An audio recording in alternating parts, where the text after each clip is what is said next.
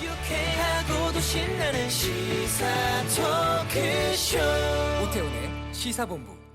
네, 매주 월요일 주요 정치권 동향을 짚어보는 시간입니다. 정치 구말리가 있죠. 오늘은 자유한국당 김학용 의원과 함께하겠습니다. 어서 오십시오. 네, 반갑습니다. 당신께 맞춥니다. 안성 출신 김학용입니다. 예, 지난 3월에 저희 시간에 뵙고 네, 벌써 시간이 많이 흘렀네요. 한 석 달 정도 지났는데. 아우, 날씨가 어째 이렇게 더운지 모르겠어요. 네. 예. 우리나라 사계절이 바뀌었다 그러더라고요. 예, 예. 옛날에는 봄, 여름, 가을, 겨울이었었는데 네네. 지금은 봄, 여름, 네. 가을, 겨울 이렇게 바뀌었다랍니다. 아유, 날씨가 너무 더워요. 네. 지역구 가시면 이제 그런 얘기들로 하면서 좀 거리감도 좀 좁히고 좀 그렇게 활동하시나 전 봐요. 고향이 안성이고 예.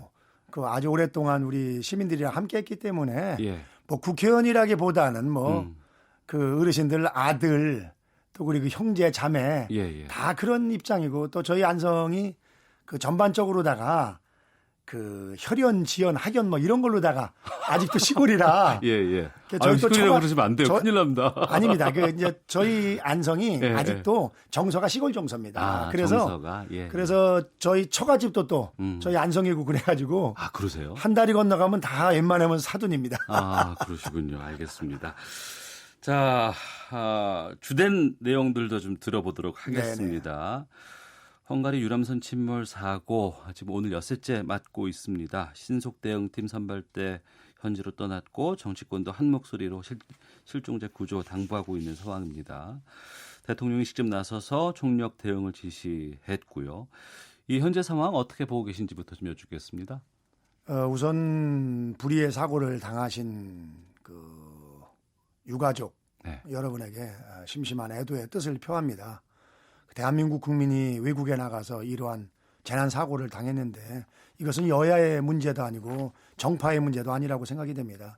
당연히 국가적인 총력을 다해서 신속하게 사태를 수습을 하고 그리고 유가족들을 따뜻하게 어루만져 주는 것이 국가의 할 일이라고 생각이 됩니다. 예, 야당의 입장으로 보셨을 때 지금 이 정부의 그 조치들 그리고 활동들 구조 활동 상황들 어떻게 보셨어요? 뭐 정상적으로 잘 진행되고 있다고 봅니다. 예. 다만 아쉬운 것은 이게 저도 깜짝 놀랐는데 예. 헝가리가 관광업 비중이 대단히 높은 나라입니다. 예. 대략 한 10%대 접근하고 있는데 OECD 국가 중에서 한 10위권이고요. 우리나라의 한 2배 정도고 헝가리 국민 20명당 1명이 관광산업에 종사하는 그런 분들입니다. 네. 그런데 제가 깜짝 놀랐는데 이런 그 사고가 난 것이 처음이랍니다. 네. 그 다뉴브강에서 그 해상 사고가 처음 발생이 됐는데 아시는 것처럼 구명 조끼도 그 입지 않았었고 또 그리고 그 이 안전에 대한 개념 자체가 많이 부족한 것 같은 생각을 가졌습니다. 그리고 해상 사고 발생 시 구조 골든타임 대응 매뉴얼 이것도 제대로 마련이 안 돼 있고 그렇습니다. 사실은 우리 국민들이 우리나라니까 그런 걸 생각을 못 합니다만 아마 전 세계에서 긴급 재난 대응 구조 능력을 이 정도 갖춘 나라도 저는 많지 않다고 생각이 됩니다. 그러다 보니까 아무래도 초기 대응이 조금 부족하지 않았냐 하는데 그건 뭐 우리나라 밖에서 벌어진 일이기 때문에 그렇고 좀 전에 말씀하신 것처럼 지금 그 합동 신속 대응팀 그래서 처음에 18명 갔다가 30명 추가해 가지고서 지금 49명이 파견돼 있는 걸로 알고 있고요. 그 언론에서도 나오는 것처럼 유속이 원래 빠르기 때문에 그게 아마 현지 시간으로 6월 3일 날 유속이 제일 느려지고 그렇기 때문에 우리가 이제 우리 한국에서 간 그 잠수요원들을 투입을 하려고 했는데 그 헝가리 정부와 아마 의견 조율 중인 것으로 알고 있습니다. 한 50분 뒤면 아마 그 수색 여부가 결정이 된다고 하니까 좋은 소식 좀 들어왔으면 좋겠고요. 정치권에서 이제 예정된 일정 취소하는 것처럼 여러 가지 이제 애도의 뜻을 표하고 있는 상황인데 그 자유한국당 민경욱 대변인이 이제 SNS에 글을 올렸는데 이게 지금 논란이 되고 있습니다. 안타깝습니다. 일반인들이 차가운 강물 속에 빠졌을 때 이른바 골든타임은 기껏해야 3분입니다. 이런 글이었고 구조작업 총력 기울이고 있는 상황에서 또 실종자 가족의 슬픔이 큰 상황에서 당 대변인의 이런 글 적절하지 못하다는 비판이 좀 많이 나오고 있거든요. 어떻게 보시는지요?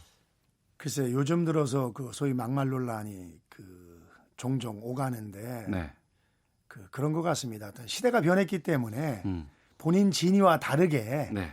국민들에게 전달할 그런 소지가 있는 말들은 좀 자제하는 것이 맞다 그런 생각을 하고 있고요. 예. 다만 이제 민경욱 대변인의 경우에는 그 세월호 때 하도 그 본인이 그 청와대에 있으면서 스트레스를 많이 받은 사람인데 네. 민경욱 대변인은 그런 뜻으로 얘기한 것 같습니다. 실질적으로 한국에서 구조 인력이 가가지고서 그때까지 생존해 있는 그런 사람을 구한다는 거는 현실성이 사실 없는 얘기거든요. 네. 그런데 이제 그 대통령이 가장 중요한 것은 속도다 이러니까 예. 아마 그런 의미에서 음. 그 글을 올린 것 같은데 하여튼 뭐 본인 의지와 관계없이 예. 뭐 이런 그 국가적인 재난이 일어났을 때는 혹시라도 네. 오해의 소지가 있는 발언은 좀 안 하는 것이 저는 맞다고 생각을 합니다. 근데 계속 지금 연이어서 계속 나오는 것 같아서 좀 뭔가 좀 당 차원의 조치라든가 주의 같은 것들이 좀 필요하지 않나 싶은데 그런 게 없어요? 네, 저희들끼리 그런 이야기를 SNS에서 예. 발언 같은 거 조심하자 뭐 이렇게 하고 있고요. 예. 사실은 조금 민주당 측에서 예. 지금 뭐 이게 정치가 실종된 지가 벌써 몇 개월입니까? 예. 그럼에도 불구하고 정치력을 전혀 보여주지 않고 있는 것에 대해서 아마 의원들이 조금 격양돼 있는 것이 네. 이런 반어로 표출되지 않냐 그런 생각을 가지고 있습니다. 예. 국회 정상화 부분은 잠시 뒤에 좀 저희가 따로 좀 다뤄보도록 하겠고요. 이어서 지금 양정철 민주연구원장과 서훈 국정원장 회동 논란, 네. 그리고 이제 강효상 의원의 한미 정상간 통화 유출, 이게 지금 국회 정상화에 상당히 지금 걸림돌로 작용하고 있는 부분인 것 같습니다. 네. 여기에 대해서 좀 말씀을 좀 들어볼까 하는데, 지금 자유한국당은 비공개 만남에 대해서 계속 의혹을 제기하고 있는 상황이잖아요. 네. 우선은 가장 중요한 거 하나가 빠졌는데요. 예. 우리 자유한국당에서 강원도 산불 후속 대책을 마련하기 위해서 예. 각 부처 차관들 그리고 공공기관 단체장들이 오기로 했는데 예. 진짜 약속이 내듯이 아무도 안 와가지고 나경원 원내대표가 네. 요구를 했었죠. 네, 6자리가 예. 비었는데 예. 부끄러운 일입니다. 왜냐하면 이것은 정권을 떠나서 이제까지 이런 적이 없었거든요. 저 같은 경우도 과거에 당의 정책위 수석 부의장을 맡았을 때 네. 장관들이 오면은 저는 오히려 우리만 오지 말고 네. 야당의 민주당에게 가서도 적극적으로 이야기를 해라. 그래야 우리 국회가 제대로 돌아가지 않냐 이런 얘기를 했는데 네. 이게 공무원들이 약속해낸 듯이 안 온 것은 소위 청와대나 민주당 지도부의 입김이 없이는 불가능한 이야기거든요. 국회 시스템상. 예. 그래서 참 이건 부끄러운 일이고 청와대 그리고 민주당 지도부가 반성해야 될 일이라고 생각이 됩니다. 역대 어느 정권에서도 예. 없었던 일이거든요. 뭐 일정이 맞지 않아서 참석이 쉽지 않았다는 얘기가 그건 아닙니다. 아니에요. 오기로 약속해야 된 사람들도 이후에 모두 안 왔죠. 아니 예. 한전에서 오죽해만 하겠습니까? 한전은 어떻게 보면 야당을 더 무서워해야 되는 그런 왜 안 기관인데 왔는지는 이후에 확인을 좀 해보셨는지요? 그 사람들이 그 얘기합니까? 상식적인 얘기죠. 그렇고 알겠습니다. 예. 강효상 의원 한미 정상 통화 유출 문제는 원론적으로는 네. 두 정상 간의 통화 내용은 공개 안 되는 것이 맞다고 생각이 됩니다. 다만 이 경우는 나중에 언론을 통해서 나타난 것처럼 무슨 상급 비밀이 통째로 다 넘어가고 그런 것이 아니고 미국 대사관에 있는 소위 고등학교 후배 예. 외교부 직원과 통화하는 중에 일부 내용이 나온 거거든요. 네. 그리고 이제 그 내용 자체가 뭐냐면은 일본에 온 김에 한국에 좀 잠깐 들렸다 가달라. 네. 이거는 사실은 한국 대통령으로서 당연히 해야 될 일이거든요. 그리고 예. 비밀스러운 얘기도 아니고 그렇기 때문에 이것이 무슨 기밀 누출이다 하는 것은 예. 저는 안 맞고 저는 솔직히 얘기하면 기밀 누출죄보다는 문재인 대통령의 예. 최면 손상시킨 죄가 좀 더 내용적으로는 괘씸하게 여겨졌을 테죠. 왜냐하면은 이제까지 미국에 대해서는 뭐랄까 저는 그것이 결코 잘하는 건 아니라고 생각이 되는데 네. 상당히 미국에 대해서는 뭐 동등한 입장에서 얘기하는 것처럼 늘 그런 목소리를 냈는데 뭐 이렇게 일본 오는 김에 잠깐이라도 좀 다녔다 가달라 한 것이 혹시 좀 뭐 좀 뭐랄까 좀 본인이 좀 숙이고 들어간 게 아니냐 이런 생각을 하고 있는 것 같은데 네. 저는 그 생각 자체가 잘못됐다고 생각이 됩니다. 대한민국 대통령으로서 네. 당연히 앞으로도 국익을 위해서 예. 아니 일본 같은 경우는 일본의 관습이나 관리를 바꿔가면서까지 지금 트럼프 대통령을 3박 4일 환대해서 화제가 되고 있지 않습니까? 네네. 그렇기 때문에 대통령으로서 당연히 해야 될 일이고 예. 이것은 기밀 누출로 보는 것은 너무 과하다. 그리고 대법원 판례에도 보면은요. 네.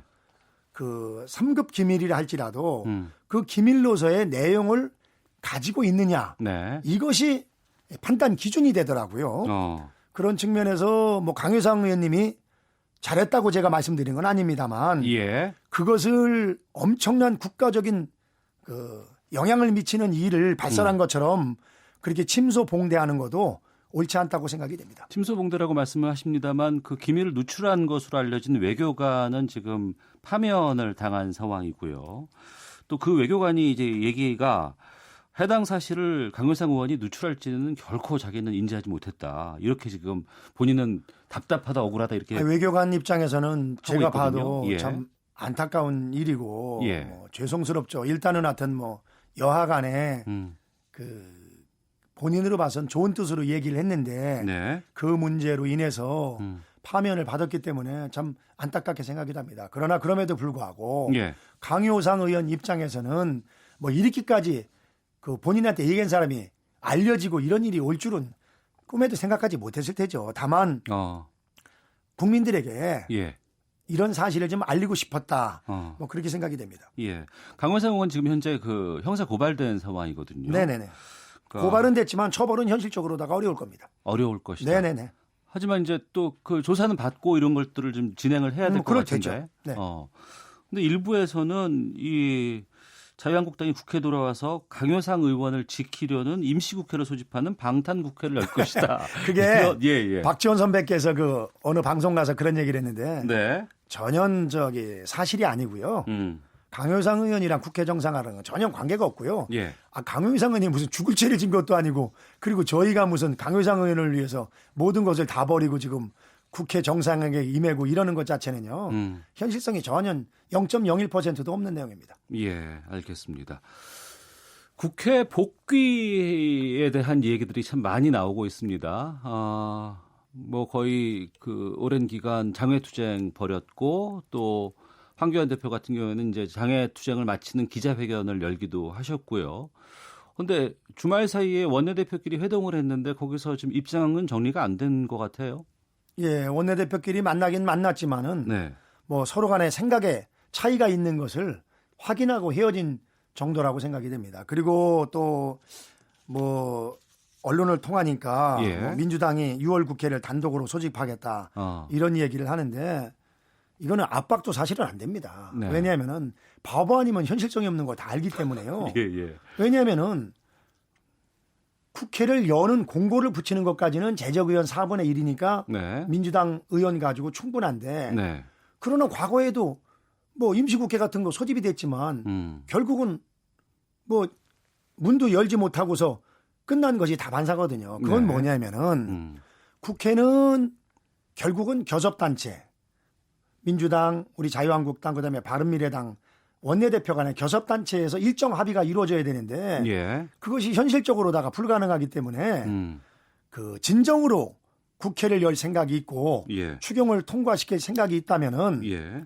정말 임시국회를 열기 위한 진정성을 보여줘야지 예. 이런 식으로다가 그저 국회 안 열리는 것을 즐기고 그래 니네 자유한국당 의원들 나가서 그렇게 오래됐는데 니들이 언제까지 버티나 보자. 네. 이런 식으로다가 하는 것은 집권 여당으로서 저는 대단히 무책임한 그런 사고방식이라고 생각이 됩니다. 진정성을 보여야 된다고 말씀하셨는데 그럼 그 진정성인 부분은 어떤 것들이 충족되면 가능할까요? 자, 기본적으로 한번 문제를 짚어보면요. 왜 이런 일이 벌어졌냐면은 예. 게임의 룰인 선거법을 예. 쉽게 말씀드리면 연동형 비례대표제를 이번에 통과시키면은 선거법에 넣어서 통과시키면은 민주당이 유리해지는 겁니다. 네. 축구로 따지면은 예를 들면은 뭐 극단적으로 표현하면은 이번 게임 룰로 하면은 민주당은 11명이 선수로 뛰고 예, 우리 당은 예. 한 8명 정도가 뛰기 때문에 아무리 열심히 뛰어봐야 이기기가 어려운 예. 그런 선거법입니다. 어. 그래서 선거법은 역대 어느 정권에서도 독단으로다가 결정한 적이 없거든요. 예. 각 정당 간에 교섭단체 간에 합의를 봐야 되고 합의가 안 되면 기존에 있는 룰을 가지고 선거를 치르는 것이 맞는 겁니다. 그 패스트 트랙은 이미 태워졌고. 자, 그런데 예. 그런데 이 게임의 룰인 선거법을 패스트 트랙에다가 태워서는 안 되는 것을 태웠는데 예. 그것만 해도 문제가 많은데 예. 그러니까 이 선거법을 어떻게 보면 미끼 상품으로다가 팔아먹으면서 자기들은 뭡니까 그 검경 수사권 독립 네. 또 그리고 또 하나 뭐죠 그 중요한 거 공수처법. 공수처 예. 공수처법 요거를 또 자기네들은 얻는 네. 그런 소위 두 마리 토끼를 다 잡는 그런 거를 했단 말이에요. 예. 그것도 제1야당을 빼놓고 그러면은 우선은 자유한국당이 지금 국회로 들어가려면은 예. 물론 원론적으로는 국민을 위하는 건데 예. 국회에 들어가서 싸우는 게 맞습니다만 예. 이제까지 야당에서는 과거 민주당에서는요 우리는 이거 약과입니다. 100일 이상 나가서 안 들어온 것이 뭐 집 나가는 것이 거의 저 습관처럼 됐던 사람들이 지금 현재 집권 여당이거든요. 그럼 입장을 바꿔서 예. 들어올 수 있는 최소한의 명분을 줘야 되거든요. 예. 그럼 뭐냐? 예. 첫 번째는 패스트트랙을 태웠지만 게임에 누린 선거법은 합의 처리하지 않으면은 국회에서 처리하지 않겠다. 그거고. 패스트 트랙을 그러면 다시 무력화시키는 아니죠. 거네요? 패스트트랙은 태워서 논의는 하지만 예. 최종적으로다가 합의가 안 되면은 단독 처리는 안 하겠다. 예. 그러니까 자유한국당을 빼고 처리 안 하겠다. 이게 첫 번째고요. 예. 두 번째는 공수처법이나 또 검경 수사권 독립 문제도 네. 당연히 관련 상임위원회에서 논의를 통해서 합의해서 처리하겠다. 네. 이것이 가장 중요하고 또 요새 쏙 들어갔습니다마는 그 황교안 대표와 문재인 대통령 영수회담 1대1. 예, 이런 예. 것을 통해 가지고서 지금 경제도 어렵고 북한 문제도 개판이고 뭐 나라에 되는 일이 지금 뭐가 있습니까? 실질적으로다가 많은 국민들이 걱정을 했는데 이런 즈음에 제1야당 대표와 만나가지고 대한민국의 전반적인 문제를 논하는 것은 저는 결코 손해볼 일이 대통령에게 없다고 생각이 됩니다. 알겠습니다. 뭐 이런 것들이 충족이 된다면은 들어올 수 있다고 생각이 됩니다. 만약에 네. 민주당이 다른 야당들과 함께 단독 개원을 불사하면 어떻게 하실 생각이세요? 아니 그게 아니라 네. 아까 말씀드린 것처럼 그게 불가능하다니까요. 불가능하다. 예, 교섭단체 의사 일정을 그 합의가 안 되면은요. 예. 국회는 열 수가 있지만 개문 휴업이 되는 겁니다. 열순 있지만 열 수는 있지만 뭐를 하려면 의사 일정 합의를 봐야 되는데 활동할 수가 없다. 예, 그건 국회의장도 마음대로 할 수 없는 겁니다.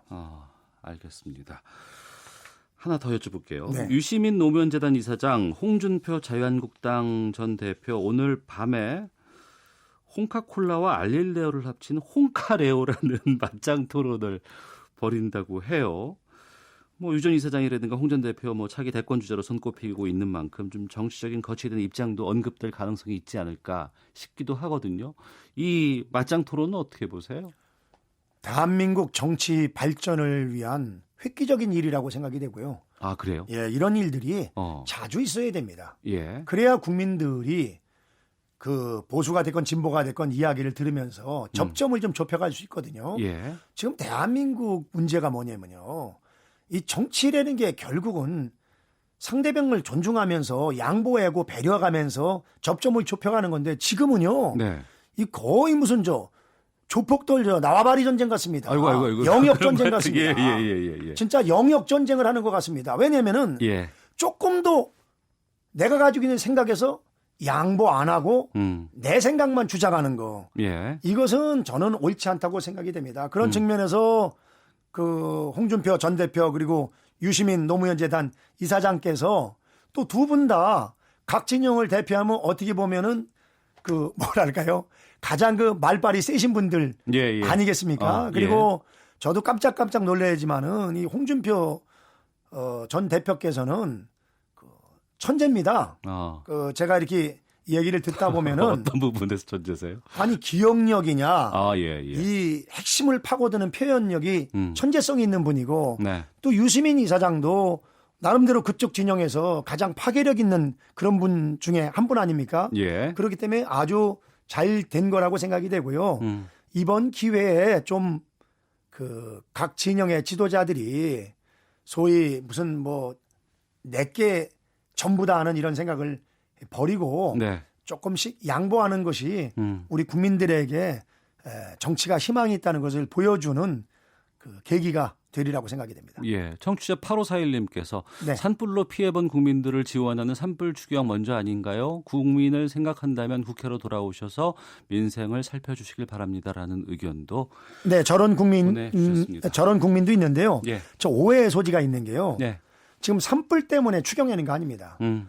금년도에 470조 예. 그 슈퍼 예산을 편성했는데 예. 1조 8천억이 전원됐으라고 하는 예비비인데 예비비가 겨우 2천억밖에 못 썼습니다. 그래서 산불이나 지진 문제는요. 예. 예비비 가지고 얼마나 다 됩니다. 근데 솔직히 현 정부에서 추경하고자 하는 것은요. 나눠주기 일자리 그렇게 많이 지금 본 예산에 담았는데도 더 퍼주려고 그랬는데요. 네. 이제 그만 퍼주고 제대로 된 일자리 만들어 주셨으면 좋겠습니다. 알겠습니다. 여기까지 말씀 나누겠습니다. 한 주간의 미리 보는 정치권 소식 살펴보는 정치구말리 자유한국당 김학용 의원과 함께했습니다. 말씀 고맙습니다. 네, 감사합니다.